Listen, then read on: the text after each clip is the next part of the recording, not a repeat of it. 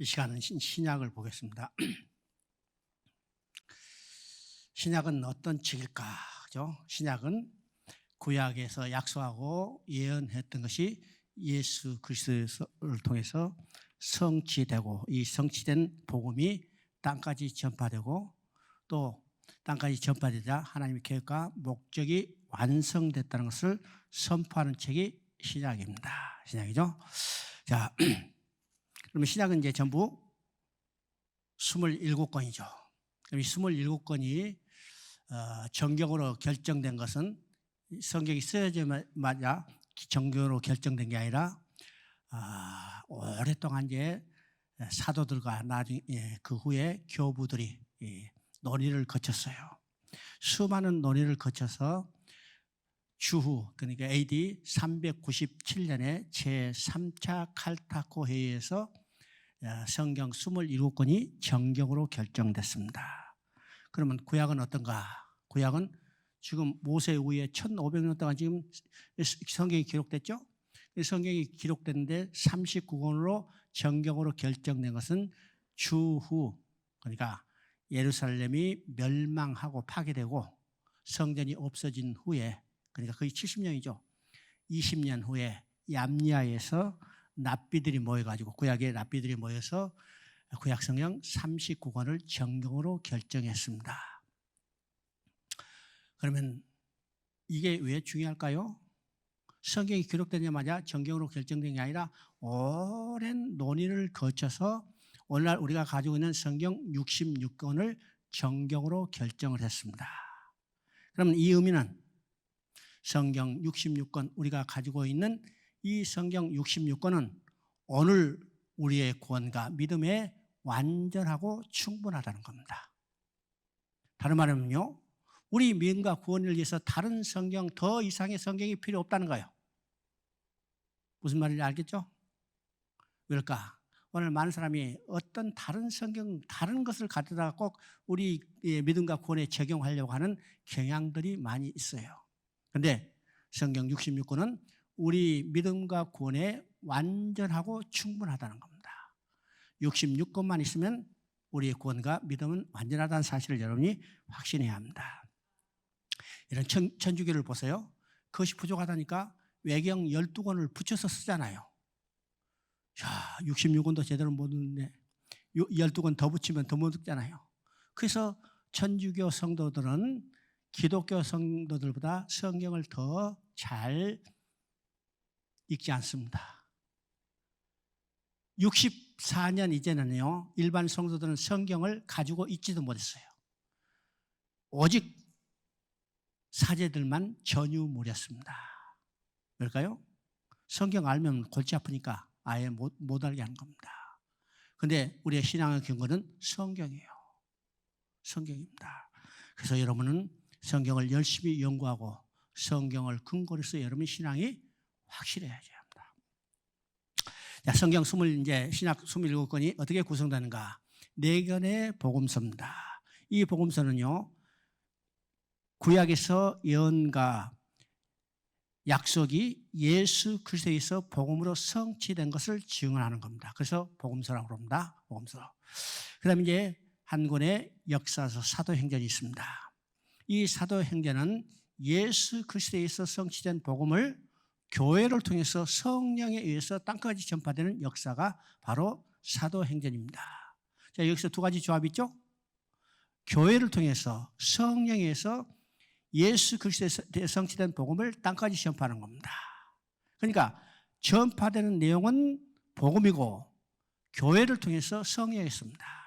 교회 단독으로만 복음을 전한 게 아니고 또 교회를 통하지 않고 성령에 의해서만 복음이 전파되는 게 아닙니다.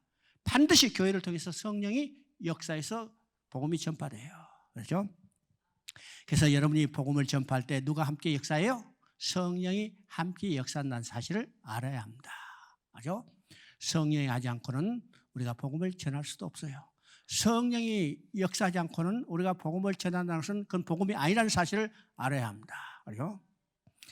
그 다음에 이제 21권의 서신서가 있습니다. 이 서신서는 예수 그리스도에 의해서 성취된 복음을 각 성도들에게 적용해서 성도들의 신앙이 성장하는 겁니다. 성도의 신앙이 무엇을 통해서 여기 성장해요? 예수 그리스도의 성취된 복음을 통해서 성장하는 겁니다. 여러분 기도 많이 하면 신앙이 성장할 것 같아? 봉사 많이 하면 성도들의 신앙이 성장할 것 같아요? 헌금 많이 하면 성도들의 신앙이 성장할 것 같아요? 아니요. 기도 많이 했더니 귀신 씌워진 사람이 있어요. 봉사 열심히 했더니 봉사하고 싸우는 사람도 있어. 헌금 많이 했고 교회 저건 내 것이다 이하는 사람이 있어요. 이건 신앙이 성장한 게 아니죠. 이건 신앙이 성장한 게 아닙니다. 예수 그리스도의 복음을 통해서 우리가 신앙이 성장된 거예요. 그래서 서신서는 예수 그리스도의 성취된 복음을 각 성도들에게 적용해서 성도의 신앙이 성장하도록 하는 겁니다. 두 번째는 성도들의 신앙이 성장하면 교회가 견고히 쓰는 겁니다. 교회가 견고히 쓴다는 것은 교회 건물이 화려하고 크대서는 견고히 쓰는 게 아닙니다. 교회 성도들이 숫자가 많다 해서 교회가 견고히 쓰는 게 아니에요. 여러분 아무리 화려한 건물이 있다 하더라도 예배 못 드리게 하면 끝이잖아요. 끝입니다. 아무런 의미 없어요. 성도들이 아무리 많다 하더라도 환난과 핍박하면서 딱 흩어져 버리죠. 뭐가 중요한가? 그 성도들의 신앙이 깊어야 해요. 그래서 성도들의 신앙이 깊어지면 교회가 견고히 쓰는 겁니다. 어떤 환난에도 이겨낼 수 있어요. 저는 중국에서 오랫동안 사역했기 때문에 중국 교회 아무리 핍박이 있더라도 흩어지지 않죠.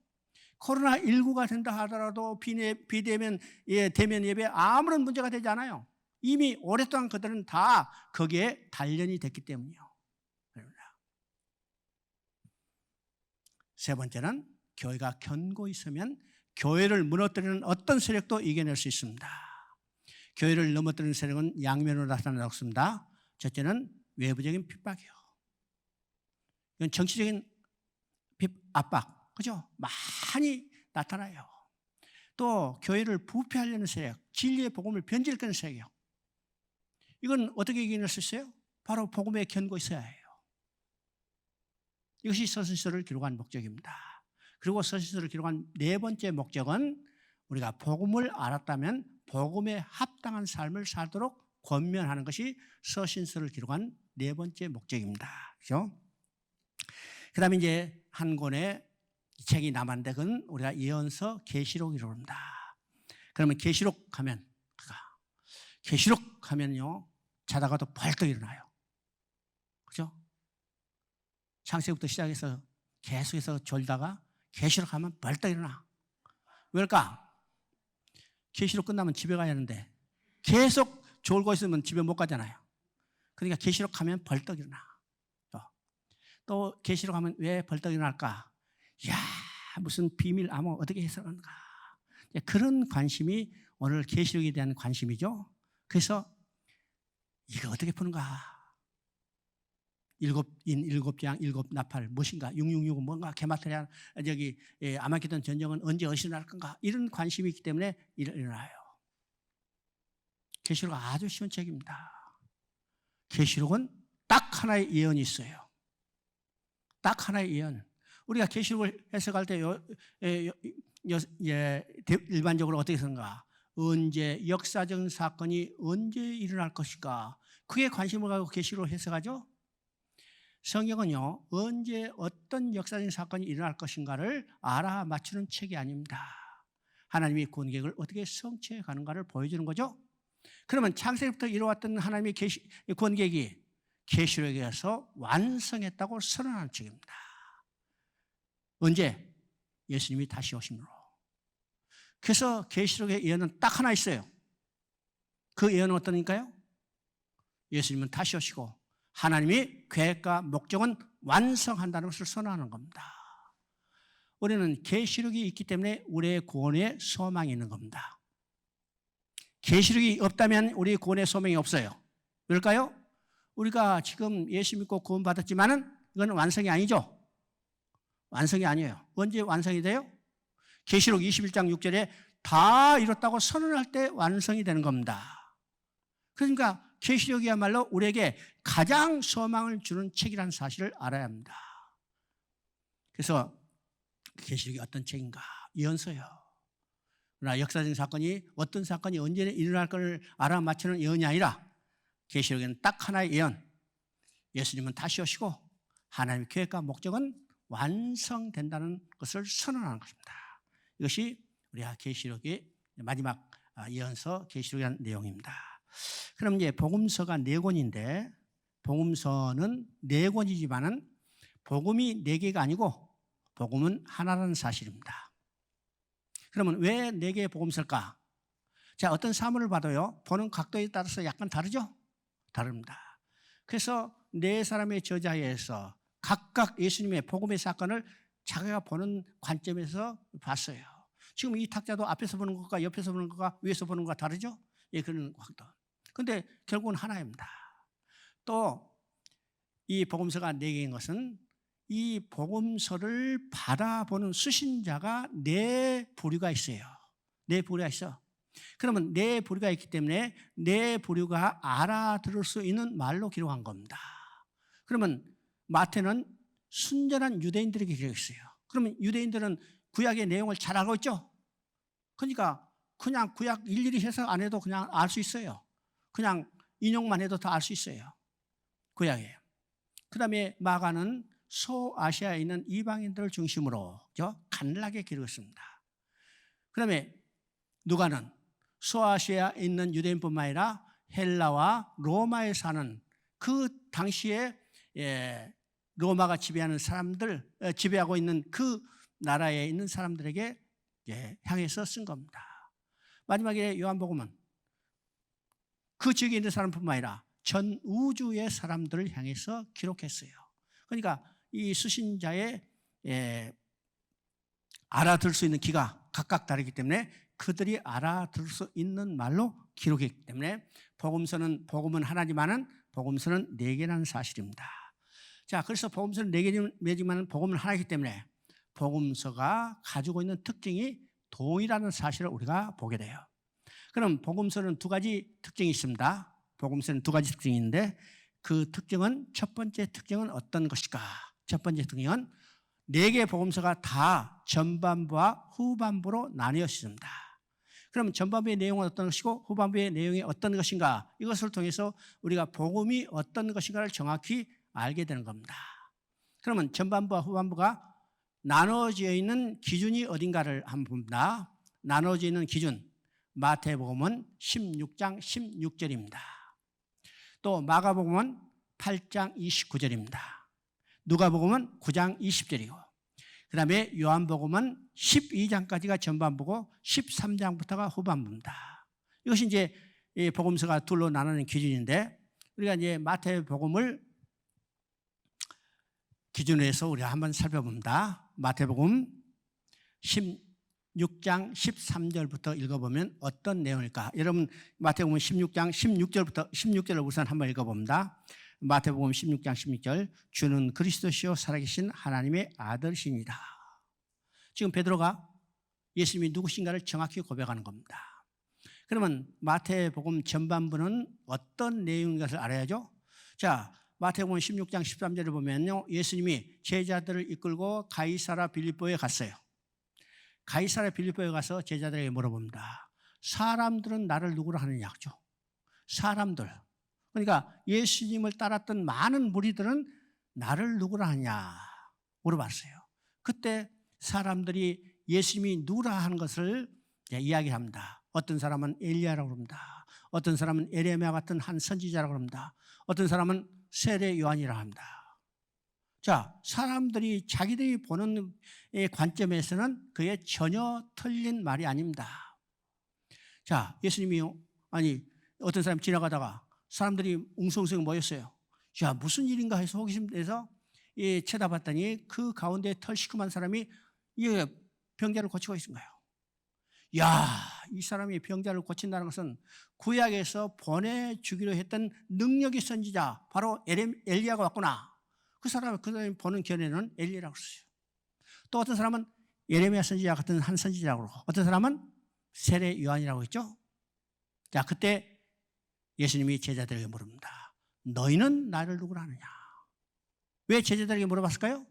제자들은 이례적으로 예수님을 본 사람들이 아니고 3년 동안 예수님과 동거동락했던 자들입니다. 3년 동안 너희가 나를 함께 동거동락했다면 너희는 나를 누구라 하느냐? 여러분요, 아까도 얘기했죠. 같이 살아봐야 한다고. 같이 살아보면 다 단점이 드러나는 거야. 누가? 그래서 나하고 같이 3년 동안 살았던 너희는 나를 누구라 하느냐? 그때 베드로가 제자들을 대표해서 고백하는 내용이 지금 16장 16절입니다. 주는 그리스도시요 살아계신 하나님의 아들이시니라. 주는 창세기 3장에서 15절에서 보내주기 위해서는 여자의 후손이고 또 하나님의 아들이시라는 것을 정확히 고백하죠. 고백합니다. 그러면 이 고백 이전에 마태복음의 이제 복음서의 전반부는 대강 어떤 것이 나왔냐면 예수님이 행했던 많은 기적과 이사 교훈들이 나오죠. 그러면 그 많은 기적과 이사, 중풍병을 고치고 나병 환자를 고쳐주고 오병이의 기적을 펴고 무리를 걸어가고 심지어 죽은 나사로를 살린 이 많은 기적과 이사의 목적이 뭘까요? 이 기적과 이사의 목적은 그것을 통해서 그것을 일으키는 분이 누구인가를 알게 하는 데 있다는 거예요. 그 기적 자체가 목적이 아닙니다. 그 기적을 일으키는 그분이 누구인가를 알게 하는 거예요. 그래서 많은 기적과 이사를 통해서 우리가 복음서의 전반부를 보면 계속해서 예수님이 누구신가를 증거해 가는 겁니다. 누구는 거예요. 특히 요한복음을 보면요. 요한복음은 7가지 기사 이적을 특정으로 하면서 거기서 계속 질문이에요. 너희는 나를 누구라 하느냐? 너희는 나를 누구라 하느냐? 그것을 통해서 예수님이 누구신가를 알게 하는 거죠. 그러면 지금 나병 환자를 고치신 그분이 누굴까요? 바로 예수 그리스도예요. 주는 살아계신 하나님의 아들이시다. 이걸 알게 하는 겁니다. 알게 하는 거예요. 오병이어의 기적을 베푸신 그분이 누군가? 그러니까 오병이어의 기적 자체가 목적이 아니라는 겁니다. 그것을 통해서 그것을 일으킨 그분이 누구인가를 알게 하는 것입니다. 그래서 마지막에 그것을 알았는가를 지금 예수님이 제자들에게 확인을 시키는 겁니다.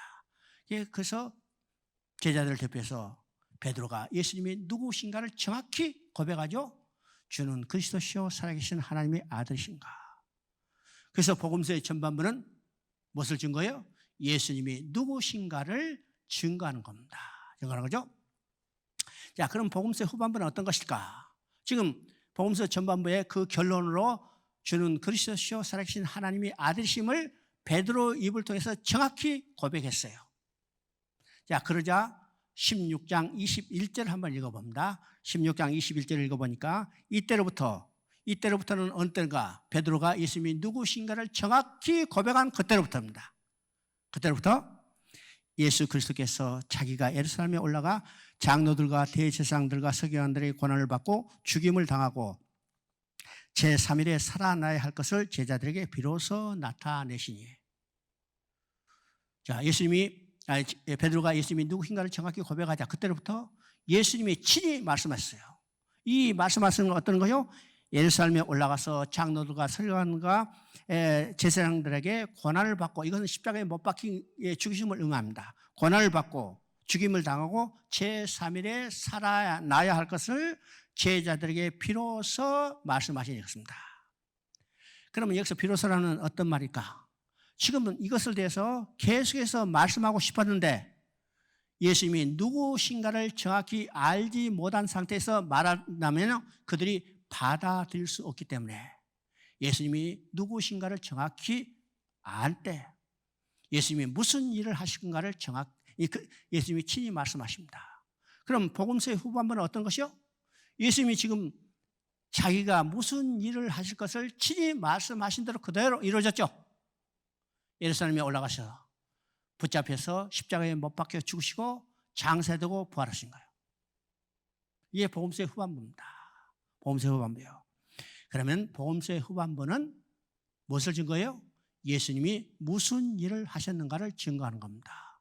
그러면 복음서 전반부는 예수님이 누구신 것과 복음서의 후반부는 예수님이 무슨 일을 하신가를 증거하는 겁니다. 그러면 복음서는 복음이 둘이 아니라 하나라 했죠. 그러면 하나는 어떤 것이요? 하나님의 아들 예수 그리스도께서 십자가에 못 박혀 죽으시고 장사되고 부활하신 내용이 하나의 복음이라는 겁니다. 이게 하나의 복음이에요. 그래서 복음의 내용이 우리가 정확히 무엇인지를 정확히 알아야 해요. 하나님의 아들 예수 그리스도께서 십자가에 못 박혀 죽으시고 장사되고 부활하셔야만 우리가 하나님 앞에 돌아갈 수 있어요. 자, 복음이 무엇인가를 우리가 정확히 알아야 합니다. 오늘 한국교회에서 복음에 대한 것이 올바로 이해되지 못해서, 그래서 병 낫게 하는 것이 복음인 줄 알고 부자 되는 것이 복음인 줄 알고 이런 것으로 잘못 이해되죠? 그런데 복음이 무엇인가를 정해야 합니다. 여러분, 복음이 뭐라고 써요? 복음은 기쁜 소식이요. 그 기쁜 소식의 내용은 하나님을 잃어버렸던 인간들이 하나님 앞에 다시 돌아가겠다는 소식, 인간이 들 수 있는 가장 기쁜 소식이죠. 그러면 우리가 성전의 구조를 통해서 봅니다. 성막의 구조를 통해서요. 자, 백성이 하나님 앞에 나아가요. 나아가기 위해서는 어디까지 들어가요? 지성소까지 들어가야 합니다. 자, 지성소까지 들어가는데 지성소에 들어가는 길은 휘장으로 막혀 있어요. 휘장으로 막혀 있죠. 휘장이 열려야만 하나님 앞에 나아갈 수 있어요. 그러면 휘장이 열렸다는 소식이 우리가 들을 수 있는 가장 기쁜 소식이죠. 그러면 휘장은 언제 열렸어요? 휘장은 언제 열렸어요? 나병 환자가 고침을 받았을 때 휘장 열렸어요? 죽은 나사로가 살아났을 때 휘장 열렸어요? 오병이의 기적을 베풀었을 때 휘장이 열렸어요? 휘장이 안 열렸잖아요. 그러면 그건 복음이 아니잖아요. 언제 휘장이 열렸을까? 하나님의 아들 예수 그리스도께서 십자가에 죽으시고 부활했을 때, 십자가에 주셔서 다 이루다고 선언하는 순간에 휘장이 이로부터 아래지죠. 복음이 무엇인가를 정확히 알아야 합니다. 그러면 여러분이 또 그럴 거예요. 아니 그러면 뭐 예수 믿고 기적 안 일어나나? 일어납니다. 특별히요, 우리 선교사 입장에서 복음이 아직 활발하게 전해지지 않는 지역에 가면 정말로 그냥 안수하면 병자들이 일어서요. 그런데 오래되면 안 나나. 왜요? 그 예수를 알지 못한 사람을 그 기적을 통해서 그걸 낫게 한 사람이 누구인가를 알게 하는 표적으로 그들에게 나타난다는 사실이에요. 알죠? 그 다음에는 뭘 해야 해요? 그들이 예수를 믿게 되면 이제는 예수 그리스도가 나를 위하여 무슨 일을 하는가를 정확히 성경을 통해서 가르쳐야만 이들이 올바로 하나님 앞에 나아갈 수 있습니다. 그렇죠? 이것이 복음서예요. 그래서 복음서 4개가 다 동일한 구조로 되어 있다는 겁니다. 그럼 이 복음서가 이제 전반부는 예수 그리스도가 누구신가를 증거하고 후반부는 예수 그리스도가 무슨 일을 하신가를 증거하는데, 이것은 이사야서에서 이미 증거했죠. 이사야서에서 한 아기가 낳고 한 아들을 우리가 주신 바 됐는데 그분이 무엇을 했어요? 우리의 죄를 짊어지고 십자가에 죽으셨어요. 이사야서에서 바로 이것을 이 두 가지를 증거하는데, 이것은 언제 이미 기대했어요? 창세기 3장에서, 창세기 3장 15절에서 여자의 후손을 보여주시다. 이건 바로 여자의 후손이요. 예수님이 누구신가를 말씀합니다. 또 가죽옷을 지어 입히시겠다. 예수님이 무슨 일을 하실까를 이미 창세기에서 계시하고 있다는 사실이, 이것이 점점점 계시가 발전되어 가다가 복음서에서 완성을 선언하고 있는 것을 우리가 보게 됩니다. 그러면 우리가 복음서의 4가지 요점이 무엇일까? 첫째는 주는 그리스도시요 살아계신 하나님의 아들이라는 겁니다. 두 번째 요점은 그분이 우리의 죄를 짊어지시고 죽으시고 대신 죽으셨다는 겁니다. 그죠? 세 번째는 그분이 죽으셨을 뿐만 아니라 사흘 만에 다시 살아나셨다는 겁니다. 그리고 네 번째 요점은 이 모든 것들이 성경대로 이루어졌다는 겁니다. 성경대로 이루어졌다. 만일 하나님의 아들 그리스도께서 우리를 위한 대속 제물이 되지 않으셨다면 우리의 죄가 결코 속해지지 않죠. 그리고 또 그분이 부활하시지 않았다면 고린도전서 15장 17절에 이야기한 것처럼 그리스도께서 다시 살아나신 일이 없었다면 너의 믿음도 헛되고 너희가 여전히 죄 가운데 있을 것이니라. 이 복음서의 요점은 네 가지. 그리스도시고 그가 우리를 위하여 죽으셨고 이 모든 일이 성경대로 되었고 됐다는 사실을 우리가 증거하고 있습니다. 자, 복음서의 두 번째 특징은 어떤 것일까? 복음서는 네 권의 복음서지만은 한 개의 복음이라고 했습니다. 그래서 두 번째 특징도 네 개의 복음서가 다 동일하다는 것을 보여줍니다. 그러면 두 번째 특징은 복음서의 네 권의 복음서와 다 동일하게 함께로 시작돼요. 함께로 시작돼요. 또 네 개의 복음서가 다 뭘로 끝나느냐? 함께라는 약속과 복음을 전하는 사명으로 끝나고 있다는 사실입니다. 자, 이것을 우리가 마태복음을 통해서 우리가 보게 됩니다. 자, 복음서는 함께로 시작한다고 했죠? 마태복음 1장 23절을 보니까 처녀가 잉태하여 아들을 낳을 것이요 그의 이름을 임마누엘이라 하리라. 하나님이 우리와 함께 계시다. 자, 복음서 시작은 임마누엘 시작했죠? 요한복음도 마찬가지입니다. 말씀이 육신이 되어 우리 가운데 거하시니 우리 가운데 거하신다. 임마누엘 시작됐어요. 복음서 시작, 네 권의 시작이 다 함께로 시작됩니다. 그리고 복음서의 끝은 함께라는 약속과 복음을 전하는 사명으로 끝나고 있습니다. 그래서 마태복음 28장 19절 20절을 보면 어떻게 됐어요? 너희는 가서 모든 민족을 제대로 삼아 아버지와 아들과 성령의 이름으로 세례를 베풀고 내가 너에게 분부한 모든 것을 가르쳐 지키게 하라. 볼지어다 내가 세상 끝날까지 너희와 항상 함께 있으리라. 자, 너희와 세상 끝날까지 항상 함께 있으리라. 이게 함께라는 약속이죠. 성경은 함께로 시작해서 함께로 끝난다는 사실을 알아야 합니다. 마찬가지로 복음서도 함께로 시작해서 함께로 끝나. 왜요? 하나님의 마음이 우리와 영원히 함께 살기를 원하시기 때문입니다. 그죠? 그래서 복음서도 함께로 시작해서 함께로 끝나. 요한복음도 함께로 시작해서 함께로 끝나죠. 1장 14절에 말씀이 육신이 되어 우리 가운데 거하시니 함께로 시작됐죠. 또 요한복음은 21장에는요. 요한복음은요. 말씀으로 직접 선언하지 않고 어떤 상황극을 통해서 보여주고 있습니다. 그죠? 그것이 어떤 것일까? 지금 예수님이 십자가에 못 박히자 베드로를 이시한 7 제자가 저 갈릴리로 가서 다시 고기 잡으러 해요. 밤새 그물질을 했지만 아무도 잡지 못했어요. 그때 부활하신 예수님이 그곳에 찾아서 얘들아 깊은 데로 가서 그물을 던지라. 깊은 데로 가서 그물을 던졌더니 큰 고기 150마리가 잡혔다고 했습니다. 예수님이 조반을 지어서 제자들을 불러 얘들아 아서 먹으라. 생돈도 구우셔서 그들을 먹이셨다고 했습니다. 이것을 통해서 어떤 거요? 예수님은 그들을 떠나지 아니하시고 그들과 함께 계시며 그들의 필요를 채워주신다는 것을 보여주고 있습니다. 아침밥 누가 지었어요? 제자들이 지어서 예수님 대접했어요? 아니요. 헐벗고 굶주리는 그들을 위해서 예수님이 친히 저반을 지어서 그들을 초청해서 먹이고 있는 것을 보게 됩니다. 그러니까 예수님은 결코 그들을 떠나지 아니하시죠? 하나님은 그들과 함께 계시죠? 하나님은 우리가 오늘 함께 계십니다. 결코 떠나지 않는 거예요. 이 함께 계신다는 약속이요. 또 마태복음에 가서 모든 민족으로 제자를 삼으라. 그것은 복음 전파의 사명입니다. 요한복음도 마찬가지입니다.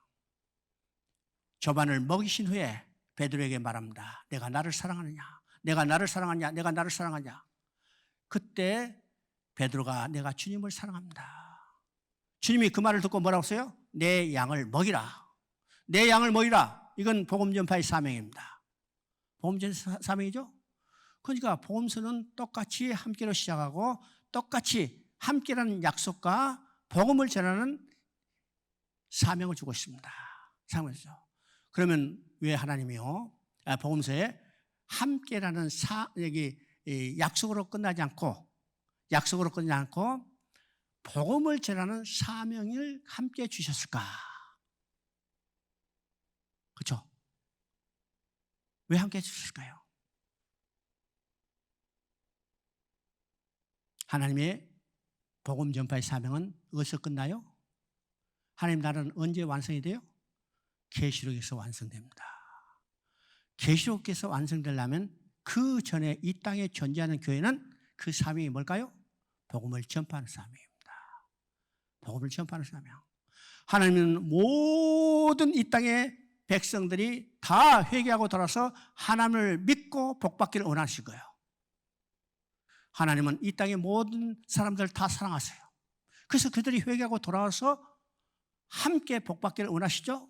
그러면 그들이 회개하고 돌아오기 전에 어떻게 해요? 복음이 전해져야 합니다. 복음이 전해져야 해요. 그럼 누구를 통해서 복음이 전해질까요? 먼저 믿는 우리를 통해서 복음이 전해져야 합니다. 그래서 복음서에 함께라는 약속으로 끝나지 않고 먼저 믿는 우리로 하여금 복음을 증거하는 사명으로 끝나고 있다는 사실입니다. 그러면 오늘 이 땅의 교회가 가장 중요한 사명이 뭘까요? 복음을 증거하는 사명입니다. 복음을 증거하는 사명. 그래서 복음서의 끝은 함께라는 약속과 복음을 전하는 사명으로 끝나고 있다는 사실을 우리가 보게 됩니다. 자, 마태복음을 한번 봅니다.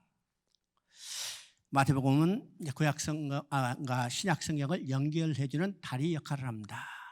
우리가 마태복음이요, 신약성경에 제일 먼저 배치되고 그것도 복음서에서 제일 먼저 배치됐죠.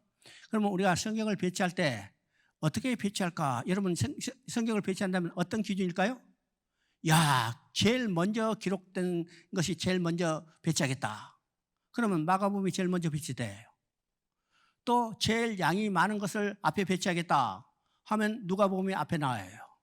또 가장 끝발이 온 사람이 쓴 것이다 하면 누가요? 누가가 아니라 세례 요한, 저기 사도 요한이요.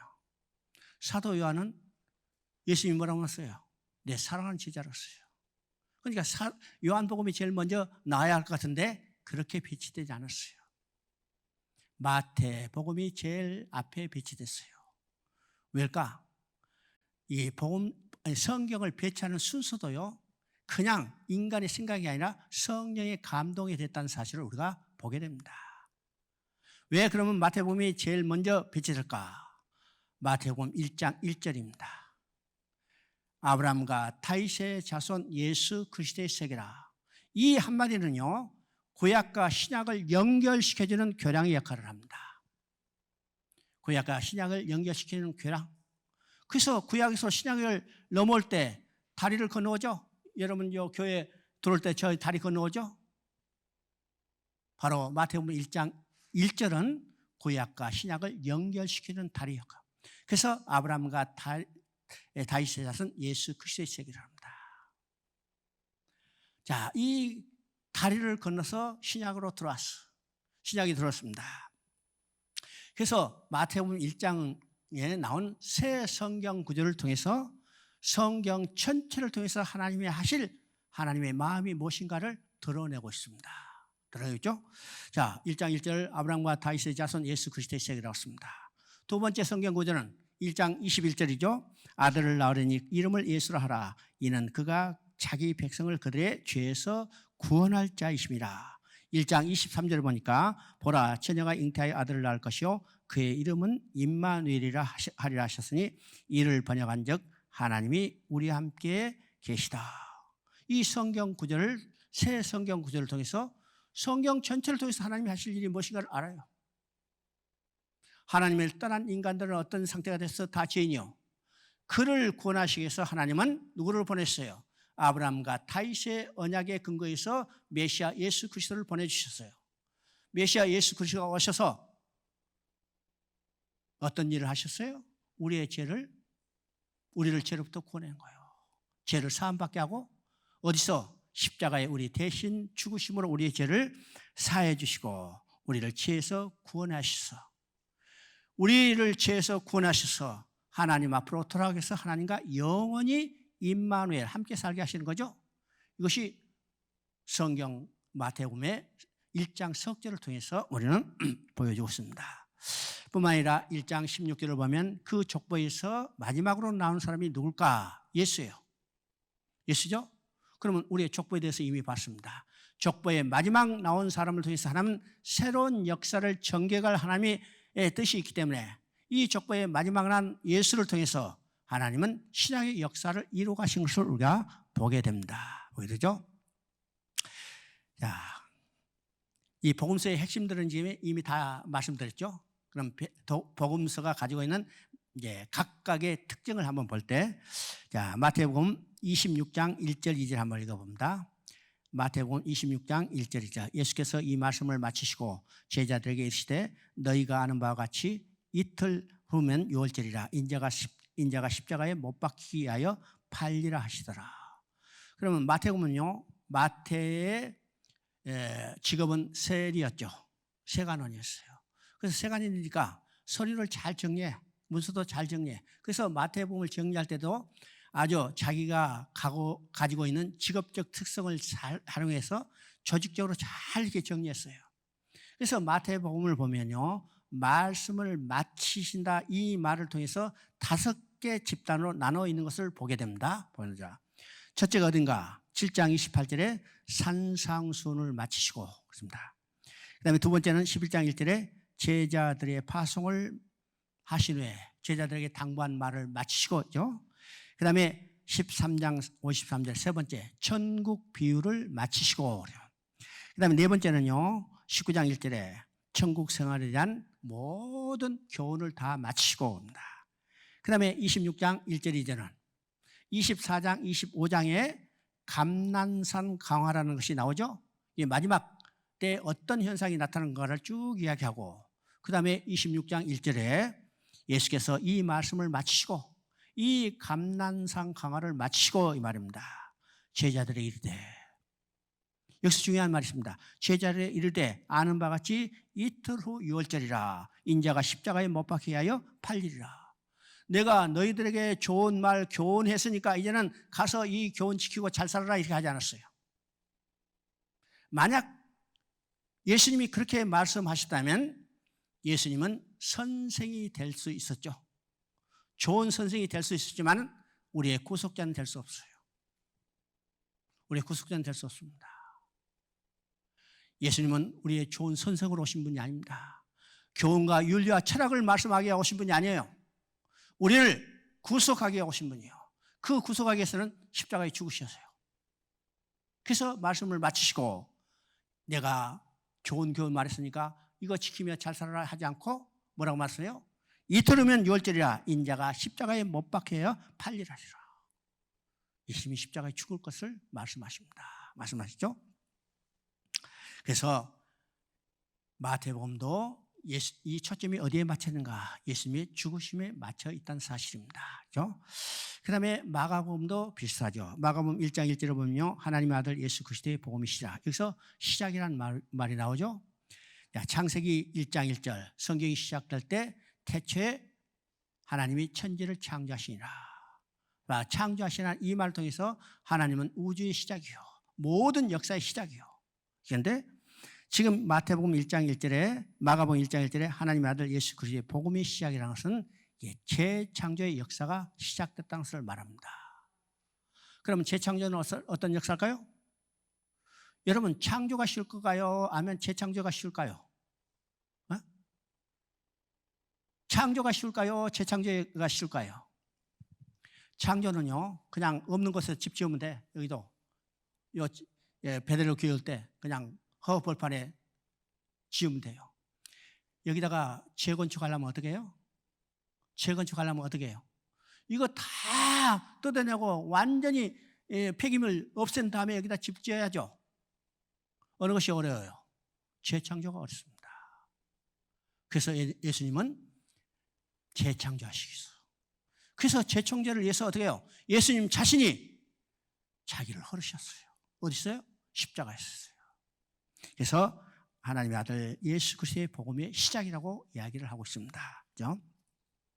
자, 마가복음 9장 9절을 한번 읽어봅니다.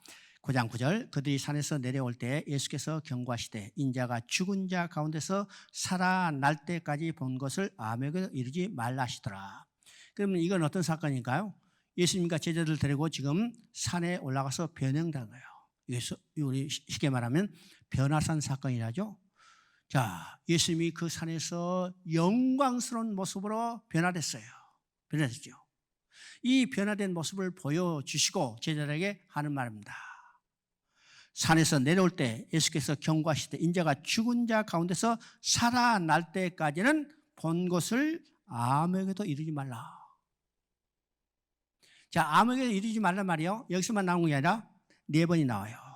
여러분 1장 44절을 보면 나병을 고쳐주시고 아무에게도 말하지 말라고 그럽니다. 또 5장 43절에 보면요. 해당장의 딸을 살려주시고 아무에게도 말하지 말라고 그럽니다.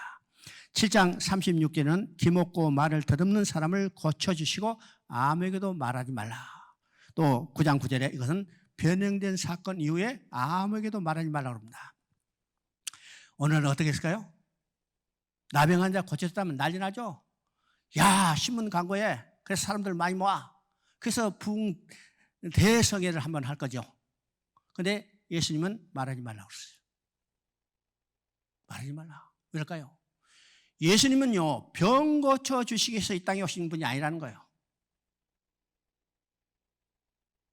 병 고쳐주시기 위해서 이 땅에 오신 분이 아니고 변형돼서 영광스러운 모습을 보여주시기 위해서 오신 분이 아니라는 겁니다.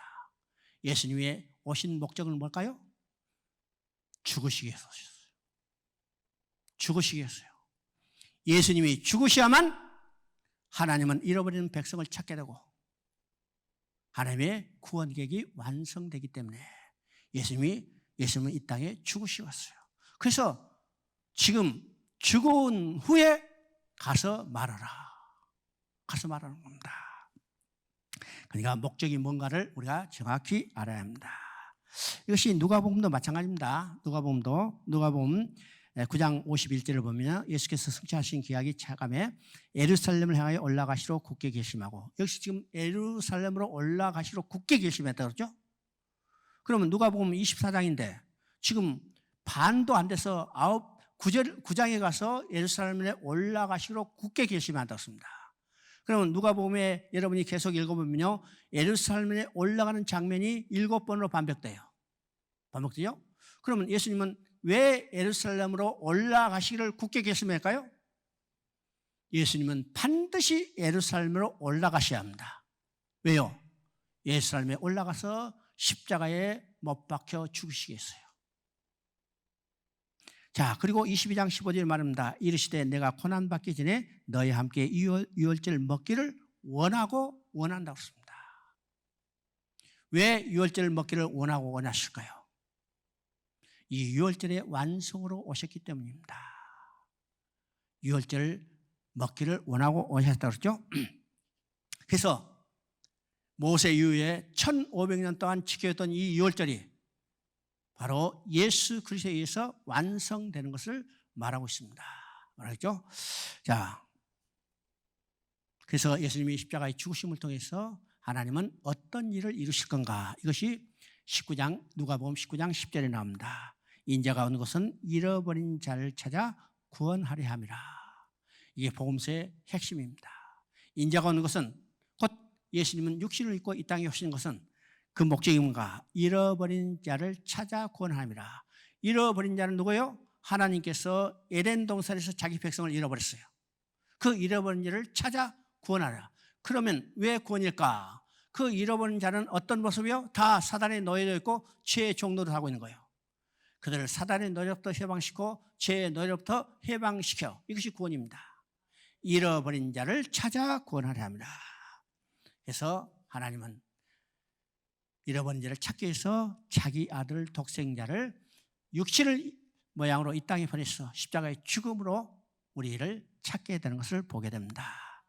자, 요한복음은 1장 29절 한번 봅니다. 이튿날 요한이 예수께서 자기에게 나오심을 보고 이르되 보라 세상 죄를 지고 하는 하나님의 어린 양이로다. 1장 34절을 봅니다. 내가 보고 그가 하나님의 아들이심을 증언하노라 하니라. 지금 세례 요한은 구약 사람이요 신약 사람이요? 세례 요한은 구약 사람이요 신약 사람이요? 헷갈려? 신약 성경이 나오니까 신약 사람 이렇게 생각할지 몰라도 세례 요한은 시대적으로 정확히 구약의 사람입니다. 신약은 언제부터 시작될까요? 신약은 예수님이 이 땅에 오심부터 시작됩니다. 오심부터 시작해요. 그러면 세례 요한은 예수님이 오시기 전에 6달 전에 먼저 났어요. 6달 전에 났기 때문에 정확히 말하면 구약의 사람이죠. 그러면 세례 요한의 역할은 어떤가? 구약 사람이고 구약의 마지막 선지자라는 사실을 우리가 보게 됩니다. 그러면 구약에 지금 계속해서 증언했던 것이 어떤 것이에요? 여자의 후손을 보내주시고 그가 그를 통해서 가죽 옷을 지어 입히시겠다는 창세기 3장의 이 계시를 발전시켜 왔죠. 발전시켜. 그리고 이제 구약의 마지막 선지자 세례 요한을 통해서 이를 확증하는 걸 보게 됩니다. 확증해 보죠. 그래서 29절을 보니까 1장 29절을 보니까 보라 세상 죄를 지어가는 하나님의 어린 양이로다. 어린 양이 돼서 우리의 벌거벗을 가려주셔서 십자가에 못 박혀 죽으시는 거예요. 또 그분이 누구예요? 내가 보고 그 하나님의 아들이심을 증언하노라. 바로 주는 그리스도시요 하나님의 아들이시다. 메시아 예수 그리스도 여자의 후손을 보내주실 것을 성취된 것을 증언하고 있죠. 그러니까 구약 마지막 선지자 세례 요한을 통해서 창세기 3장에서 계시된 이것을 완전히 확증해서 우리에게 증언하고 있다는 사실을 보게 됩니다. 그래서죠. 그 다음에 저 마지막에 한번 봅니다. 마지막 이제 19장 30절을 한번 봅니다. 19장 30절 예수께서 신포도주를 받으신 후에 이르시되 다 이루었다 하시고 머리를 숙이니 영혼이 떠나가시니라. 여기서 다 이뤘다 그러죠. 다 이뤘다. 예수님이 십자가에서 못 박혀 피를 흘리시고 숨을 거두면서 다 이루셨다고 했습니다. 다 이루셨다. 그러면 성경에는요 다 이뤘다는 말이 4번 나옵니다. 4번 나와. 첫 번째 어디서 나올까? 창세기 2장 1절입니다. 하나님께서 천지 만물을 다 이루시니라. 그죠? 다 이루시니라. 이게 첫 번째예요. 그는 하나님의 계획과 목적대로 하나님이 계획하신 이 하나님 나라를 완성했다는 거예요. 그래서 하나님이 보시기에 심히 좋았다는 거죠. 다 이뤘습니다. 그런데 거기에 백성이었던 아담과 하와가 사단의 유혹에 넘어가서 사단의 노예로 전락돼 버렸어요. 하나님은 그 백성을 잃어버렸죠. 그러면 성경은 어떤 책이요? 하나님께서 잃어버린 백성을 찾는 이야기입니다. 찾는 이야기요. 무엇을 통해서? 예수 그리스도의 십자가의 죽음을 통해서. 그죠? 예수 그리스도의 십자가의 죽음을 통해서 하나님은 잃어버린 백성을 찾는 거예요. 그래서 예수님이 십자가의 죽음을 통해서 다 이뤘다는 것은 내가 잃어버린 백성을 찾았다는 거예요. 찾았다는 거죠? 이것이 두 번째 다 이뤘다는 겁니다. 그러면 세 번째 다 이뤘다는 것은 어디에 나올까? 요한계시록 16장 17절 한번 읽어봅니다. 여러분 성경 한번 찾아봐요. 요한계시록 16장 17절.